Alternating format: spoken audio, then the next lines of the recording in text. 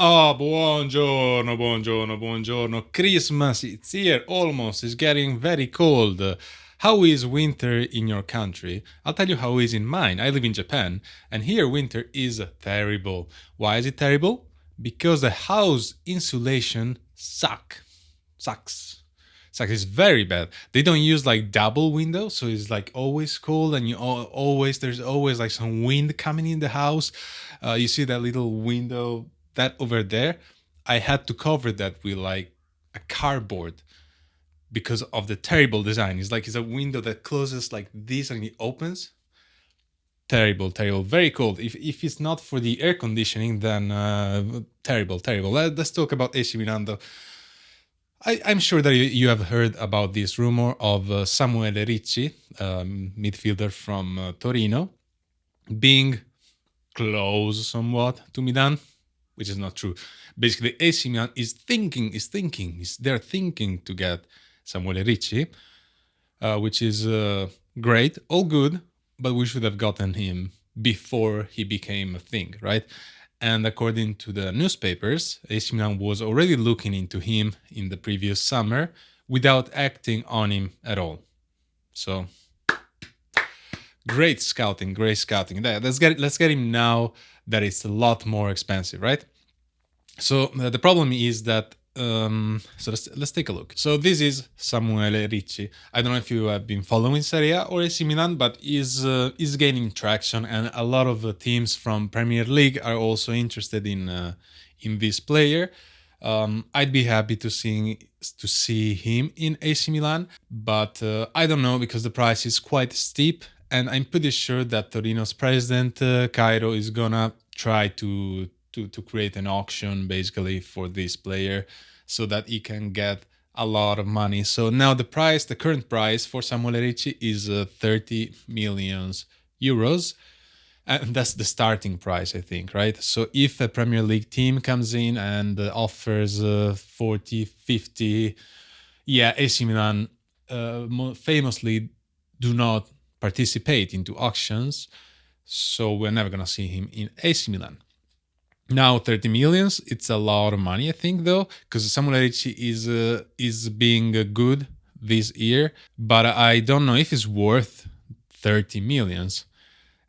Surely, recently, probably is being worth that, but could be hit or miss. But that's the price of players anyway. Like you can't find anything too good for less than this kind of price, right?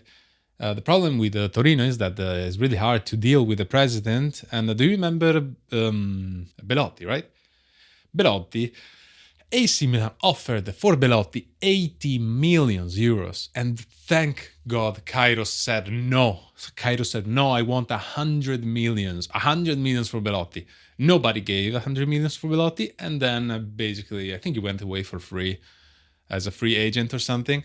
But yeah, so Torino's president is really hard to deal with, and I'm pretty sure that he's gonna push for Premier League.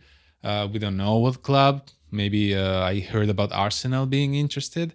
But yeah, let's take a look. So what is the role of Samuele Ricci? Samuele Ricci he's a specialized midfielder. He plays as a central midfielder or defensive midfielder. I do like specialized roles because instead of having a player that can do a bunch of stuff but not so great, I prefer to have like a player that can do one job but perfectly. So a defensive midfielder, it is what we need. He is Italian. That's a good thing also for the Champions League lists and all the stuff because we need to have also Italian players in the team, hopefully good players. And yeah, he's a defensive midfielder, which is something that we desperately need somebody to put next to Fofana if we want to go on with this system that Fonseca is playing. So his contract expires on the 2026, which means that basically Torino has the upper hand for this player, obviously, and his height, not really interested, but is 1.81, which is not too high, but it's not too short, so it's like kind of average, right? I don't know, for defensive midfielder, I think the highest one is like, wait, Rodri is like what, 190? Can't remember. Anyway, he's 23 years old. He's very young, so he has a lot of potential to grow.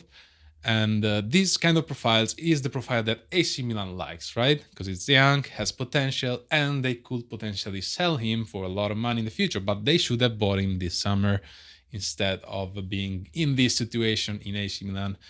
So how would AC Milan play if Samuele Ricci comes to the team? This is, for those who doesn't know, this is our main, basically our starters, right? We have a defense of four with the invincible Emerson Royal, Ciao Tomori, Theo, and then you get Pavlovic, and can do a lot of stuff here. Yeah, Fofana usually close to Reinders, but Reinders is not a defensive midfielder, so he tends to, to go into the attack quite a lot, and his best qualities are these. I mean, he's not just staying there. He's not like Fofana that can play on positioning. And then in the attack with Pulisic, Morata, Leao, and Abraham, these two usually, swap, or Pulisic come in the middle, and then you have Chukwueze here. So if Ricci comes to AC Milan, I think what should happen is that Reinders now is going to play here as an attacking midfielder. Pulisic will stay here in his beautiful role of a right winger, which is the one that he performed the best, also the past year, if you remember. And then you got Ricci here next to Fofana playing as a pivot. Abraham will stay out, I guess, and then Morata in the attack, but then, it's a lot of stuff that can happen. But I guess something like this, right? Now, obviously, if Ricci arrives at Milan, we're not going to see Ricci right from the beginning. Sometime he's gonna pass because he's not ready and all that kind of stuff. Nobody's never ready in AC Milan. So maybe you're gonna keep staying with the same formation. Maybe he's gonna play from the beginning. Who knows? But if he comes, we're gonna see Renders being less prone to defensive intervention and having maybe more freedom to move around. While Ricci and Fofana, they're not gonna go on to the attack that much. I think Ricci doesn't. I mean, he does some progressive carries, has quite decent numbers of progressive carries, but with a 4-2-3-1, I don't know what he's going to do, because he is playing now with a 3-5-2, I think, in Torino. So he's in the middle of five midfielders. So it's a lot of midfielders there. Here is going to be crucial because his positioning is going to be really, really important. His defensive capabilities. He's going to be like one of the stars of the midfield, because there's only two. So we have Fofana and Ricci.